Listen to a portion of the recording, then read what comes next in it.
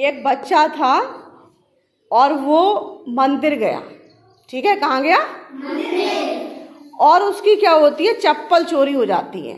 और जब चप्पल चोरी हो जाती है तो बहुत दुख होता है उसे, बहुत परेशान हो जाता है। फिर घर आता है क्योंकि वो बहुत सारी कीज थी और बड़ा परेशान हुआ।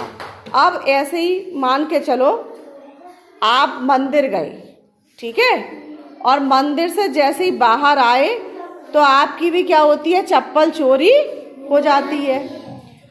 और जब चप्पल चोरी होती है तो जिस सड़क से आप गए थे उसमें बहुत सारी कीज थी, कांटे थे, गंदगी थी, और चप्पल को बड़े पापा मेहनत से पैसा कमाया उससे खरीद के लाए, लेकिन तुम्हारी क्या हुआ, चप्पल चोरी हो गई। अब केवल तुम्हारी चप्पल चोरी हुई है और मंदिर के बाहर बहुत सारी चप्पल रखी हुई हैं। तो अब तुम्हें घर आना है, तो अब कैसे आओगे? अच्छा, जो बच्चे दूसरे की चप्पल पहन के आएंगे वो हाथ उठा दें। 1 2 3 4 5 6 7 8, ठीक है। अब हाथ नीचे कर लें। अब जो बच्चे दूसरे की चप्पल ना पहन के आएंगे, नंगे पैर आएंगे, वो हाथ उठा लें। चलिए, बहुत बढ़िया, ठीक है। अब हाथ नीचे कर लें। तुमने बेटा दोनों तरफ से हाथ उठाए, एक तरफ रहो ना, एक तरफ।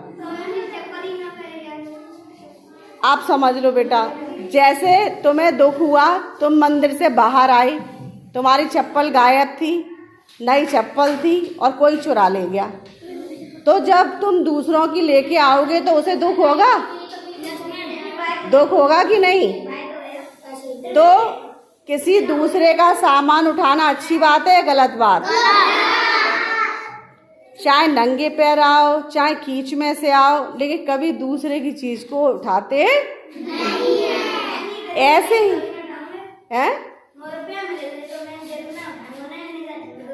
हाँ, वो भी नहीं उठाएंगे क्योंकि वो हमारी मेहनत का था ही नहीं बेटा।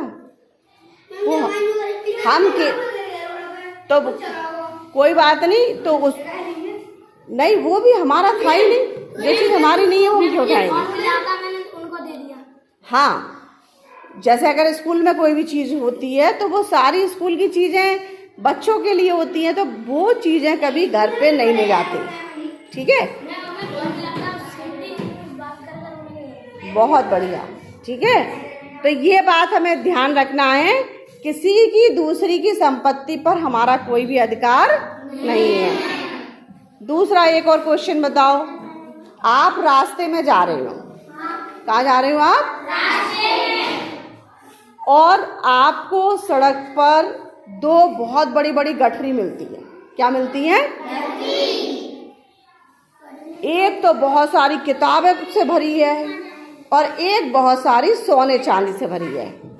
एक कैसी भरी है? बहुत सारी। तो कौन सी गठरी उठाओगे? कौन सी गठरी उठाओगे?